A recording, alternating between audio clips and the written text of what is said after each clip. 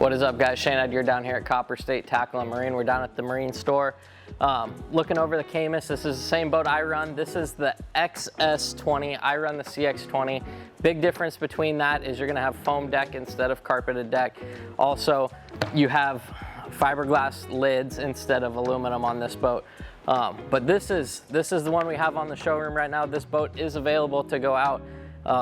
The colors on this boat is just awesome. You got the tan seats, dark brown seats, tan, awesome looking boat. Couple of features we got. This has the Viper screen, the 5-inch Viper screen. So you're gonna be able to control all of your controls on this screen right here, as well as you have your normal switches and everything down here. I know some people don't like having the technology, but you have both options to be used here. So cool little glove box right here next to the steering wheel. You got another little glove box tray, whatever, right there in front of your passenger seat. I keep my scale, all my culling stuff over there. This boat also has the day box option. I like to use this. I have this in my boat. I use this as my cooler. Plenty big enough.